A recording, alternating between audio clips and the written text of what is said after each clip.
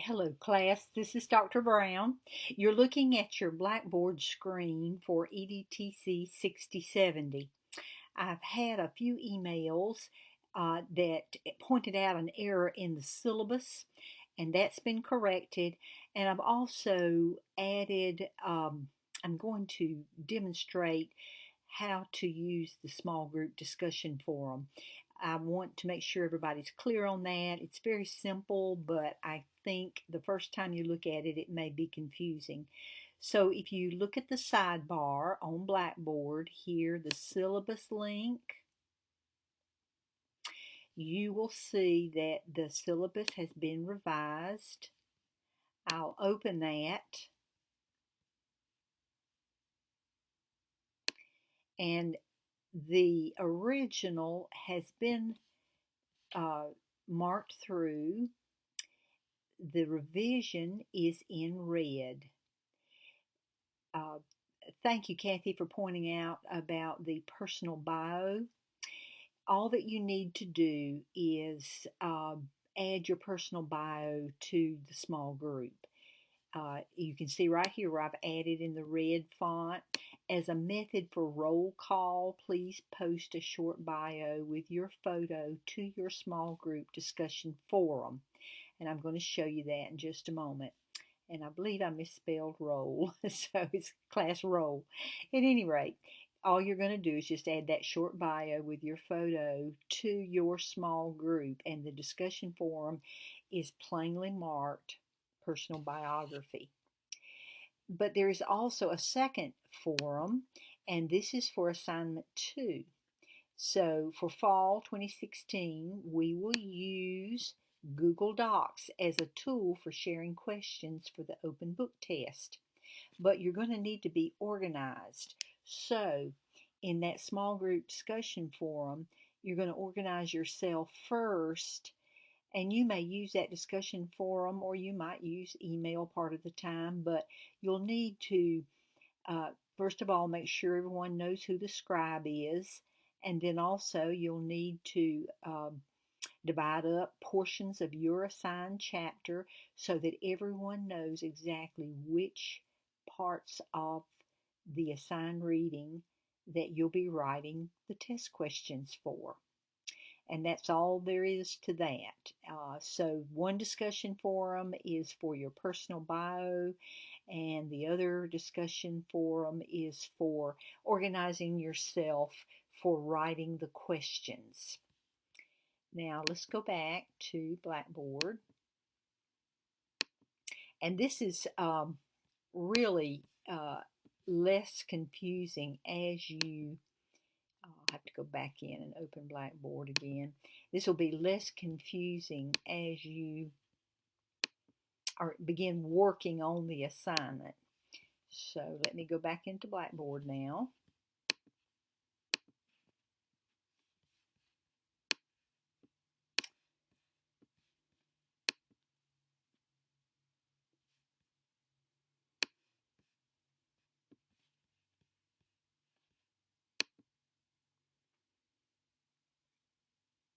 Back on the home screen. And if you look in, you just ignore this part right here. You won't see this on your sidebar. But in assignments, after you have added your bio to your small group, then you can start on assignment 1. But in your assignments, I think most of you have already noticed that all the assignments are in folders with green font. And the due dates and the amount of points are indicated on each folder. Also, I want to point out that when you look in the folder and you see the readings and the written lectures and other resources, typically they'll be in black font, but when you see red, that is an indication that this is either a Dropbox or another way for you to submit an assignment. So red font means submit here. So just as a flag for you on that. Now, in going back to the small groups, when you go back into Blackboard over the next day or two, find your small group. And I'm going to click right here. And I only have one displayed right now. Remember, there are 5 small groups, but as you go into your small group, you'll see that one of your options is the group discussion board. See, when you click right here, the drop-down menu, you have collaboration, you have file exchange, email. This is all for your small group and just the people in your small group. So if you click on discussion board, you'll see I have revised this to include the biography. And the only purpose in this is for roll call for the course. We are required to do that, and we need to do it before Census Day. And I think Census Day is right after Labor Day, but at some time in the next few days, you need to click on biography. And then here's where you create a thread. You click on create thread, and that will, if you've got your picture uploaded here in the ECU database, that'll show up as the author. And so when you create your thread, when you do that, then you're able to, and I'll just create one to show you how. You click on that, and then you can be sure you put in there Mary Jane's biography or whoever. Then type in that just a few sentences to tell us who you are and what your goals are professionally, that sort of thing. And then please add your photo. You can do that by clicking this little icon right here. And if I mouse over it, it should say, yeah, insert image. And then when you do that, you can browse, just like Facebook, you can browse your desktop. Clicking the wrong thing, my apologies. Browse your computer and find a photo. I'm going to go to my desktop, and there's a photo there. I can select that, but you will need to make sure your photo is resized so that it is only about 1 inch by 1 inch. And that's a good exercise for you if you're not experienced in resizing photos. That's a skill that's often required in working with digital resources. So that's how you add your bio. Shouldn't take but just a few minutes. And once you do that, then you get to know the people in your group. I get to know you better. That helps me when I'm sending feedback. And also, it's the way I'm going to take the role for this course. So I hope that's clear for you. Now I'm going to go back into my discussion board from the sidebar over here. This is just one of the small groups. The other forum says, see, this is a group called Access. And this is where you get together. When I click right there, see, going into the forum, this is where you can start a conversation on who's going to take which pages in the book to write their questions. See, the Access group has 46 pages to read. So if there's 5 people in the group, then you're going to divide it up about 8 pages per person, and they're going to write about 2 questions about 2 questions out of those that selection of 8 or 9 pages. Once you decide who's going to take which part of the chapter, all of you must have one section from the chapter that you've committed to write the questions. Once you've done that, then your scribe is going to send a link to a Google Doc for everyone in the group, and you will work as a group using that Google Doc to add questions. And the scribe is going to be responsible for sending out the link to the Google Doc. Everyone will need a Gmail account in order to do that. So if you haven't set up a simple Gmail account, you need to do that in the next few days. Okay, if you are still not clear on this, we have time. This is not due until later in September, and we can revisit the instruction on this. But for starting out, the first thing you'll do is decide who is going to take which portions of the chapter. And again, be reminded, this is just one of the small groups. There are 5 groups, one for each chapter in the textbook. All right. I think that is everything you need to get started for the next couple of weeks. Post your biography in your small group using the small group discussion board right here. You don't create a forum, you just click right here, and then you will create a thread. It's your conversation thread where you post your biography.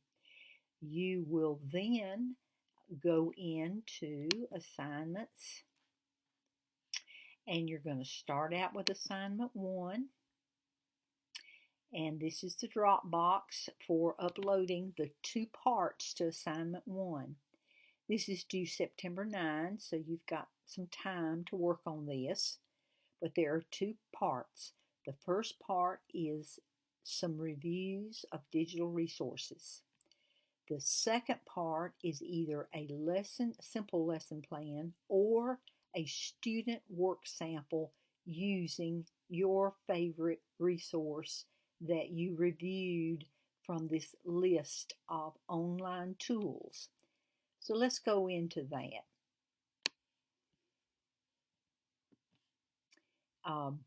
Here you'll see the links to these 2 resources, but this third link right here, this is some information you need for evaluating digital resources. When you evaluate something, you want to always look at the source and what are the credentials of the author or developer of a particular website. But going back, let's look at the instructions right here. It's in a Word document. And here it is.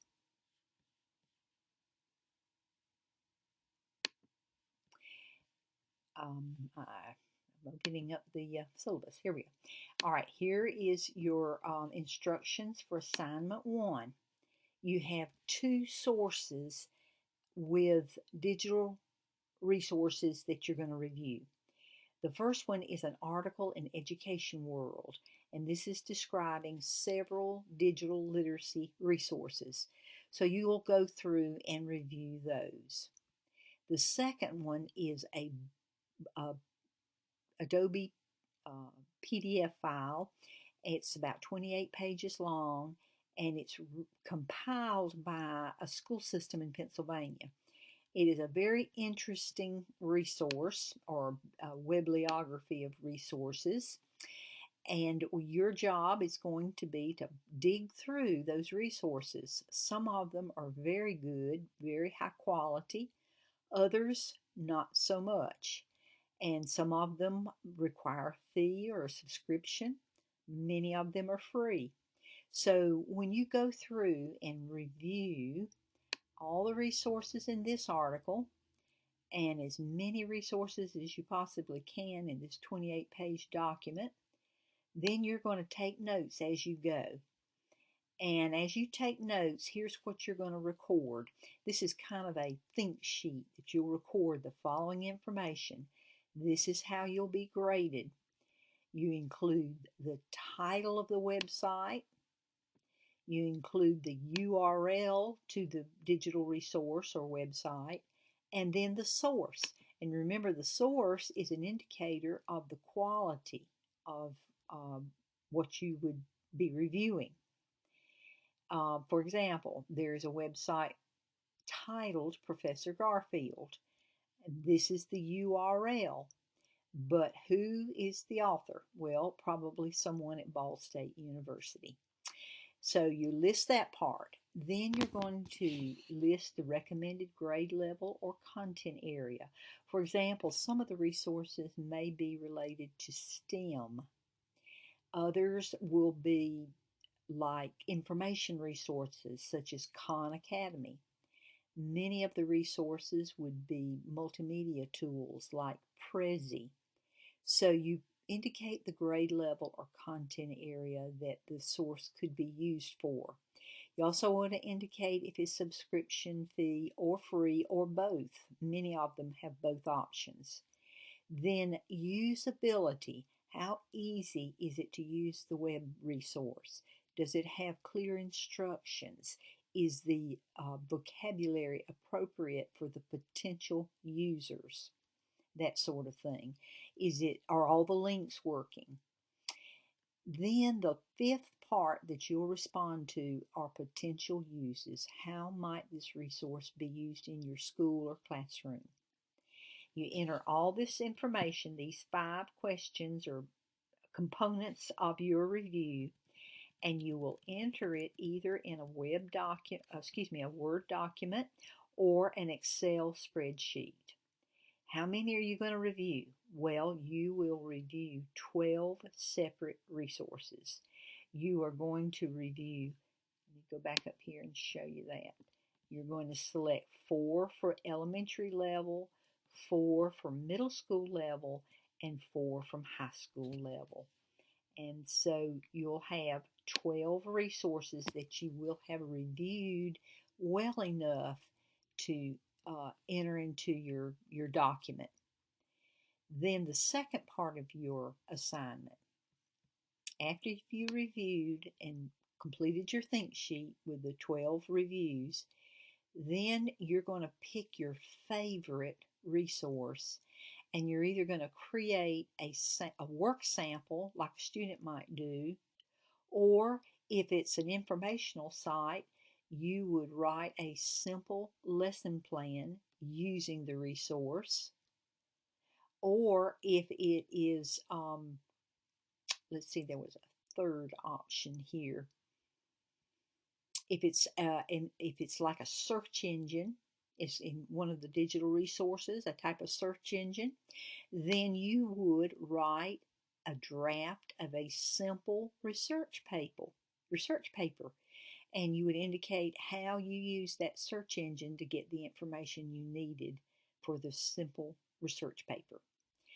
You will upload your student work sample and you upload your reviews to the same Dropbox. Now, here's an example of a work sample, student work sample. I used Wordle, and many of you are familiar with Wordle, WORDLE.net. I created an image where I entered some of my favorite digital resources into this Wordle, and it produced this image. And then I saved it as a JPEG file and inserted it into this Word document. So that's the kind of work sample, student work sample, that you might create from one of your reviews, one of the digital resources that you review. Just one work sample or one sample lesson, but then the 12 reviews. I hope this has been clarified for you. Thank you for jumping in and finding discrepancies in the syllabus. Anytime you find an error or something you don't understand, don't hesitate to contact me, and I will make sure that it's clarified for you.